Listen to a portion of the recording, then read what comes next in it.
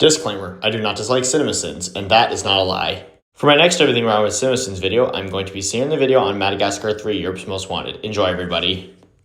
Works is all like, do you want the moon? You want me to throw a lasso around and pull it down? Well, too bad. Here's 35 seconds of a creepy kid fishing on our logo instead. But considering how many DreamWorks movies you've seen prior to this one, this shouldn't really come off as unique to you at this point, Jer.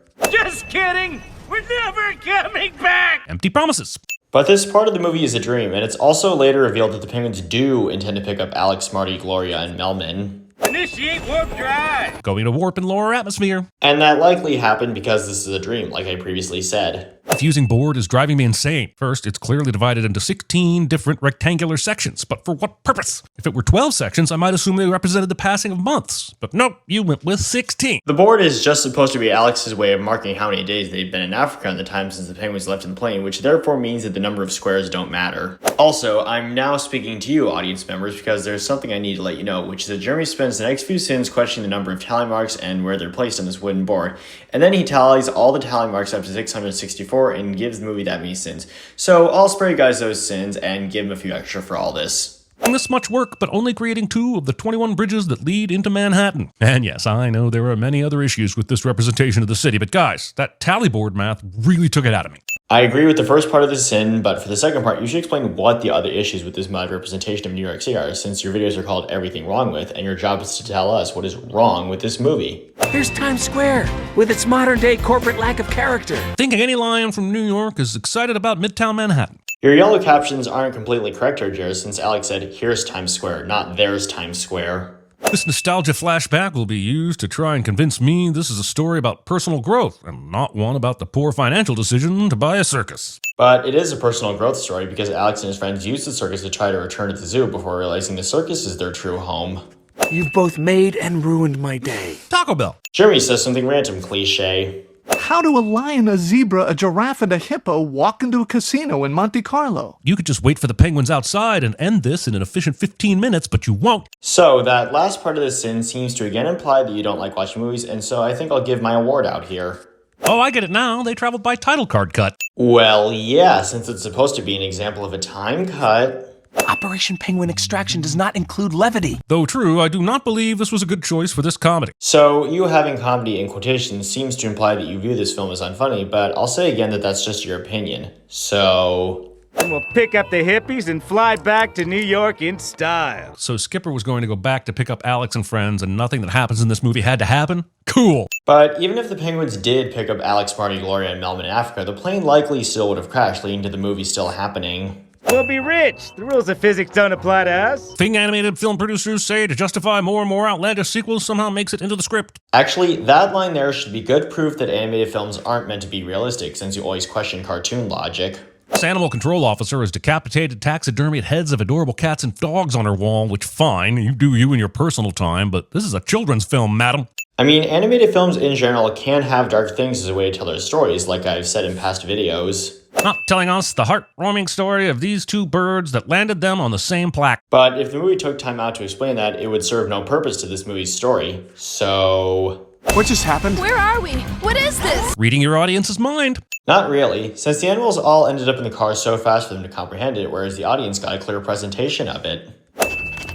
This movie is now insinuating that this character has some sort of synesthetic, olfactory CSI powers that can not only distinguish the smells of the animals, but also the relative body position of all their parts and its relation to the passage of time, and I do not believe you, movie. But you should, since that's what the movie's showing you here. Just call me Mario Andretti. No, you're Suckio Andretti. Going with Suckio Andretti when Subpario Andretti or Mario Andretti were right there.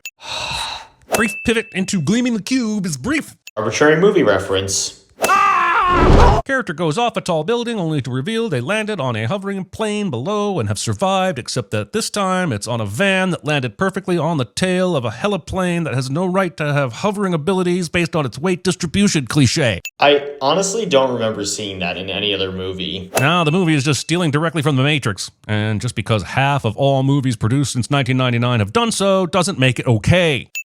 Seems more likely to be a reference. If we don't find out this woman is a T-1000 at some point, I'm adding 1,000 cents. And in no point in the movie is it established that Dubois is a T-1000, which defeats the point of the syncom pad that you do later in this video. New York, it's a heck of a town. Dragging Leonard Bernstein, Gene Kelly, Frank Sinatra, and sure, Jules Munchin into this mess. Jeremy says something random cliche. So wipe that smearing off your face and pop off. Vodka jokes, for kids. Probably more so for the adults rather than the kids. Wow, Circus Americano! You must all be very famous! Alright, so we need to cast a seal from a Spanish circus. Firstly, Stefano is a sea lion, not a seal, and he even says that towards the end of the movie when Skipper mistakes him for a seal. Unleash the seal! I am a sea lion! Whatever! And secondly, the circus is not specifically a Spanish circus, it's a European circus. This circus travels with a seal in the same car as the big cats and an unsecured display of knives, and I cannot even count the ways in which this could all end very, very badly.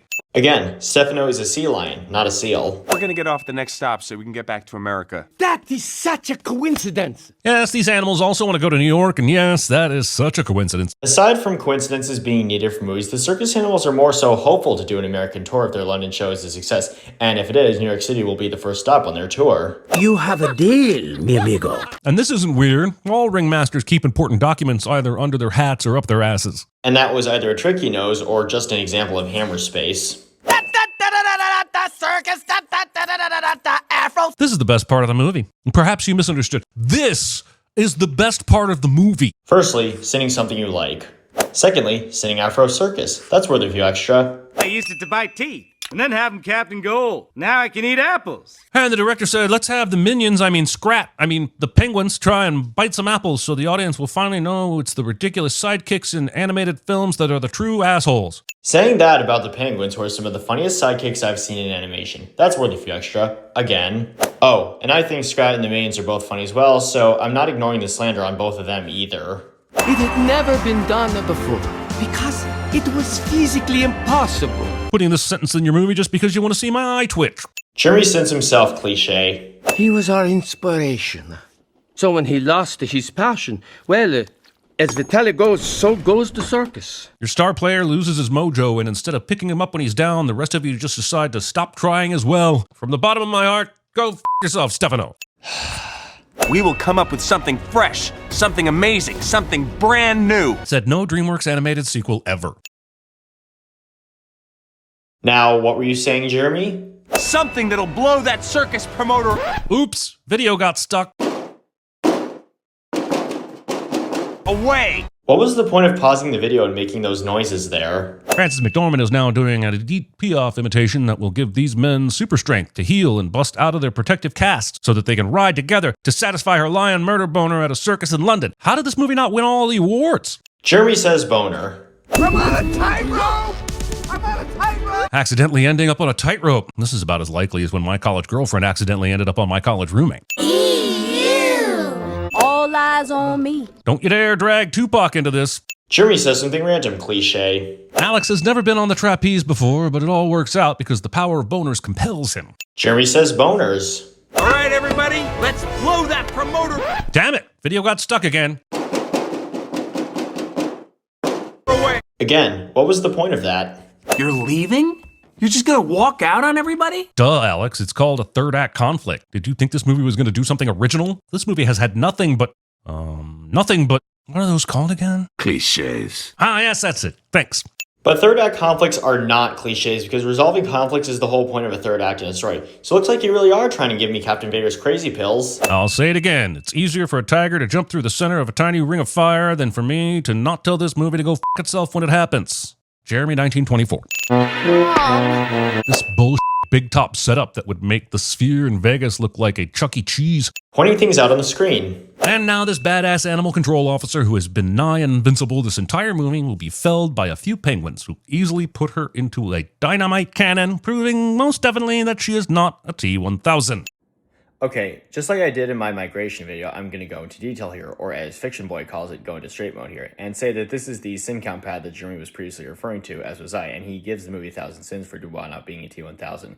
And as a way to respond to this sin count pad, what I'll say is that since he knew that Dubois isn't a T-1000, not only does that defeat the point of the sin count pad, but it also further shows that he continues to take animated movies / media seriously, even though it's not supposed to be taken that way. And because they can show such present unrealistic things, that's why I love animated media.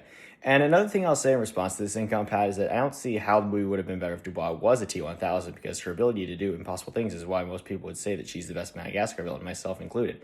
So for this whole thing, I'm going to give him a few extra cents for it. We trusted you. Wait, are there multiple third act Yes, because multiple conflicts in a third act happen often in movies, so probably a good opportunity for me to give out my award again. Now I'm getting the silent treatment, am I?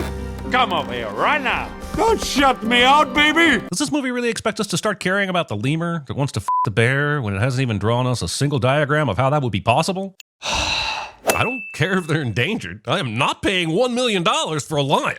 You're missing a period or comma between endangered and I'm here.